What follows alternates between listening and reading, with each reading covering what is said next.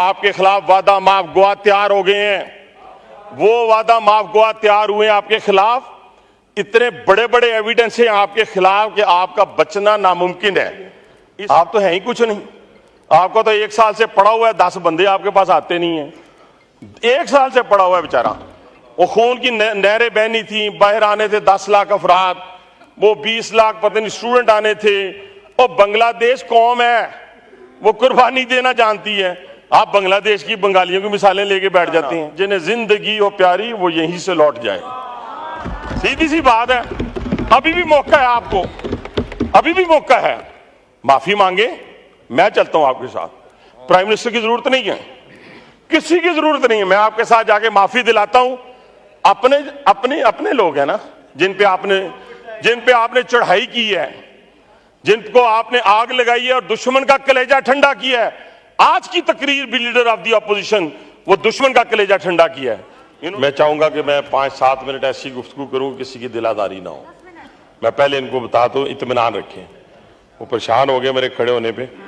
मैं सिर्फ एक गुजारिश, बड़ा एहतराम है लीडर ऑफ द अपोजिशन का, इतनी नफरत अपनी फौज से मुतल्लिक, जिस फौज ने इन्हें इज्जत दी, इनके घर को इज्जत दी, इनका नाम रोशन किया, इस पाकिस्तान नहीं, ये तो फिर देखें ना, फिर अगर आप ऐसी बातें करेंगे तो फिर मैं डाइवर्ट हो जाऊंगा, तो फिर आप डाइवर्ट फिर बर्दाश्त नहीं कर पाएंगे। मैं बहुत अच्छी गुफ्तगू करूंगा।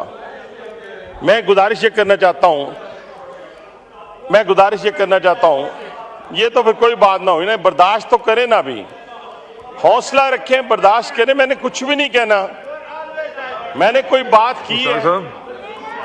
जनाब चेयरमैन, आप मेरी बात सुने जी। आप हमने इत्मीनान से बात सुनी है जी। ये तो कोई बात ना हुई, ये तो पहचान ही कोई। मैं इसके बाद आपको मैं अपनी बात मुकम्मल करूंगा, इसके बगैर मैं बैठता नहीं हूं। सुने जनाब चेयरमैन, इतनी नफरत, पूरी स्पीच उठा के देखें कि उसके अंदर वीगो डाला, फिर उसके अंदर इंटेलिजेंस अदारों को केजीबी कहना, पता नहीं क्या क्या कह रहे हैं, गालियां दे रहे हैं। यानी अंदाजा लगाएं, जो नौजवान इस वक्त अपनी शहादतों के नजराने पेश कर रहे हैं इस मुमलकत खुदादादे पाकिस्तान की खातिर, और ये बातें तो हमने सजाए मौत और फांसी की कोठरी को देख कर नहीं की। और आप लोगों ने, यार हुआ क्या आपके साथ? कांटा नहीं चुभा, कांटा आपको नहीं चुभा। सारे आप बाहर फिर रहे हैं, चिल कर रहे हैं, कोई कहां चिल कर रहा है, कोई कहां चिल कर रहा है। और आपकी गुफ्तगू का अंदाज, बहुत अफसोस हुआ उस घराने से जिस घराने ने अपना फील्ड मार्शल लिख लिया था बगैर कोई जंग जीते हुए। उन्होंने फील्ड मार्शल ही लिख लिया, उन्हें अपने को नहीं लगा लिया। कहने से मुराद ये है कि उनको छोड़ दें, चले, हमें उस पर कोई इतराज नहीं है, लेकिन खुदा का खौफ करें। उसी फौज को ये सारी गुफ्तगू आपकी, खुदा के लिए अगर ये हिंदुस्तान की फौज के खिलाफ होती, ये इजराइल के खिलाफ होती, इजरायली फौज के खिलाफ होती, तो खुदा की कसम इस कलेजे पे ठंड पड़ती और हम भी आज क्लैपिंग करते। मैंने समझा शायद हमें कोई ऐसी कहानी सुनाने लगे हैं जो इस मुमलकत खुदादादे पाकिस्तान में पहले सुनाई गई थी। यानी फर्ज किया कि हमने 90 लाख नौकरियां देनी है, पता नहीं 1.5 करोड़ 50 लाख घर बनाने हैं, 1.5 करोड़ नौकरियां देनी है, 90 दिनों में करप्शन का खात्मा करना है, और केपीके के अंदर हमने जनाब वो जो है 350 डैम बनाने हैं, वहां पर हमने दूध की नहरें बहा दी हैं। मैं समझा शायद ऐसा कोई और हम ख्वाब देखने के लिए जनाब उठे हैं। आपने तो सारे का सारा ख्वाब ही जो है वो इस तरफ ले गए हैं कि जिस तरफ इस वक्त दुनिया जो इस वक्त पाकिस्तान के ऊपर हमलावर हो चुकी है, आप तो उनके आलाकार लग रहे हैं। मुझे तो लगता है जो वो अमेरिका से, इजराइल से जो फंडिंग आई है आपको या आ रही है उन लोगों की तरफ से जो वहां पे इजराइल के एजेंट बैठे हुए हैं, तो शायद इसी काम के लिए है कि आपने फोकस एक इंस्टीट्यूशन को करना है। कभी आपको आपके हक में फैसला ना मिले तो आप चीफ जस्टिस के गले पड़ जाते हैं, बेशक वो हाई कोर्ट इस्लामाबाद का हो, चीफ जस्टिस पाकिस्तान का हो।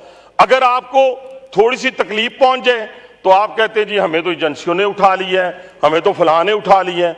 वो इस मैदान में जब आती है ना तो वो कहती है ना कि अपने जरा पांव मजबूत लेके आते हैं और मजबूत पांव के साथ लड़ते हैं, सियासत करते हैं। सियासत में ये नहीं होता हुक्म चलाना, हुक्म चलाने वाला दौर खत्म हो गया है। इसलिए जरा सब्र करें। अभी तो इश्क के इम्तिहान और भी हैं। अभी मिलिट्री कोर्ट भी है। किसने कह दिया कि मिलिट्री कोर्ट नहीं है? अभी तो आप कहते हैं 9 मई की विजुअल्स लेके आए। अंधे हैं जिन्हें पता नहीं चलता कि 9 मई को क्या हुआ था। वो GHQ पे मैं गया था, वो हमजा कैंप मेरे हल्के में है, मैंने हमलावर हुआ था। वो आपने कोर कमांडर हाउस लाहौर मैंने जलाया था। वो बानिए PTI की वर्दी किसने पहनी थी, किसने उतारी थी? कैसी बातें आप कर रहे हैं कि जी वीडियो लेके आए? वीडियो क्यों? अंधे हैं सारे? 25 करोड़ अवाम अंधी है, पूरा मीडिया अंधा है, जज अंधे हैं, या फिर कोई और अंधा है?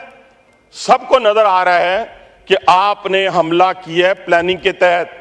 आपके खिलाफ वादा माफ गवाह तैयार हो गए हैं। वो वादा माफ गवाह तैयार हुए आपके खिलाफ। इतने बड़े बड़े एविडेंस हैं आपके खिलाफ कि आपका बचना नामुमकिन है। इसलिए आप उसके बचने की तदबीर करें, ना कि रोज आप गालियां निकालें। आगे गालियां निकालने से आपको नुकसान होगा, फायदा नहीं होगा। और ये इतनी कमजोर फौज नहीं है कि आप इसको गालियां देके दबा लेंगे। जो रशिया से नहीं दबे और जो मुल्की दुश्मनों से नहीं दबे, वो आपसे दब जाएंगे। आप तो हैं ही कुछ नहीं। आपको तो 1 साल से पड़ा हुआ है, 10 बंदे आपके पास आते नहीं है। 1 साल से पड़ा हुआ है बेचारा। वो खून की नहरें बहनी थी, बाहर आने थे 10 लाख अफराद, वो 20 लाख पता नहीं स्टूडेंट आने थे। और बांग्लादेश कौम है, वो कुर्बानी देना जानती है। आप बांग्लादेश की बंगालियों की मिसालें लेके बैठ जाती हैं। करें ना, निकले। किसी ने रोका आपको? जाके कोई एक आदमी, अच्छा जी तर्जुमान क्या कहता है? जिनको ये गालियां निकाल रहे हैं, इनका तर्जुमान रऊफ हसन कहता है, मैं नाम लेके कहता हूं। वो कहता है कि हमारे फौज से राब्ते हैं, कोई स्टैब्लिशमेंट ना कहा करें, हमारे फौज से राब्ते हैं, हमारे इंडिविजुअल के राब्ते हैं। ये जो कसम उठा के 99 डेज के अपना ये नाम लिखे हुए हैं अल्लाह मियां के, इसके नीचे 99 नामों के नीचे ये कहें कि इनके इंडिविजुअल के राब्ते नहीं है। किसके कहने पे इन्होंने जलसा मनसूख किया? किसके? ये कदम कदम बलाएं, ये सवाद कुए जाना। ये कदम कदम बलाएं, ये सवाद कुए जाना। जिन्हें जिंदगी हो प्यारी, वो यहीं से लौट जाए। सीधी सी बात है। अभी भी मौका है आपको, अभी भी मौका है। माफी मांगे, मैं चलता हूं आपके साथ। प्राइम मिनिस्टर की जरूरत नहीं है, किसी की जरूरत नहीं है। मैं आपके साथ जाके माफी दिलाता हूं। अपने अपने अपने लोग हैं ना, जिन पे आपने चढ़ाई की है, जिनको आपने आग लगाई है और दुश्मन का कलेजा ठंडा किया है। आज की तकरीर भी लीडर ऑफ द अपोजिशन वो दुश्मन का कलेजा ठंडा किया है। इन्होंने उन शोहदा के, वो जो वारिस हैं, उनके कलेजे पे छुरी चलाई है। जनाब चेयरमैन, ये कैसे मुमकिन है? मुझे बताएं। उन लोगों पे, ये जो खैबर पख्तूनख्वा का जिक्र करते हैं, ये जो बलूचिस्तान का जिक्र करते हैं, ये कोई रावलपिंडी में शहीद तो नहीं हो रहे, वो तो उन पहाड़ियों पे हो रहे हैं, बलूचिस्तान की पहाड़ियों पे हो रहे हैं।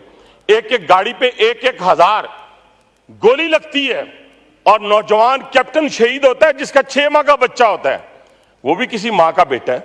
आप क्यों भूल गए अपने इक्तदार की लालच में? आप क्यों भूल गए इक्तदार की हवस में?